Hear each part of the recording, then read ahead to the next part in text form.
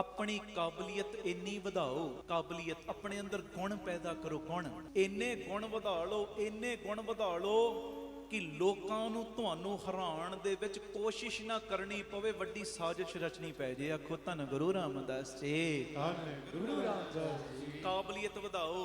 ਇਹ ਨਹੀਂ कि ਲੋਕਾਂ ਨੇ ਹਰਾਉਣਾ, ਅਸੀਂ ਮੇਨ ਮੋਟਿਵ ਉਹ ਰੱਖ, ਨਹੀਂ ਨਹੀਂ ਨਹੀਂ, ਮੈਂ ਗੱਲ ਕਰ ਰਿਹਾ ਕਾਬਲੀਅਤ ਵਧਾਉਣ ਦੀ।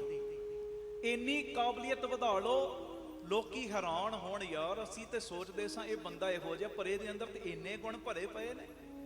ਅਸੀਂ ਤੇ ਇੱਕੋ ਨੈਗੇਟਿਵਿਟੀ ਆਪਣੇ ਅੰਦਰ ਵਸਾ ਲਈ ਕਿ ਇਹ ਇਦਾਂ ਦਾ ਹੈ, ਪਰ 99 ਗੁਣਾਂ ਨੂੰ ਅਸੀਂ ਇਗਨੋਰ ਕਰਕੇ ਰੱਖਿਆ ਸੀ। ਆਖੋ ਧੰਨ ਬਾਬਾ। ਉਹ ਵੀ ਫਿਰ ਬਾਅਦ ਵਿੱਚ ਪਛਤਾਉਣ ਕਿ ਜਿਹੜੇ ਬੰਦੇ ਨੂੰ ਅਸੀਂ ਇਗਨੋਰ ਕੀਤਾ, ਇਹ ਤੇ ਅਸਲੀਅਤ ਦੇ ਵਿੱਚ ਸਾਡੇ ਨਾਲ ਦੁੱਖ ਸੁੱਖ ਦਾ ਭਾਈਵਾਲ ਨੇ। ਜੀ ਆਖੋ ਧੰਨ ਗੁਰੂ ਰਾਮਦਾਸ ਜੀ, ਧੰਨ ਗੁਰੂ ਰਾਮਦਾਸ ਜੀ।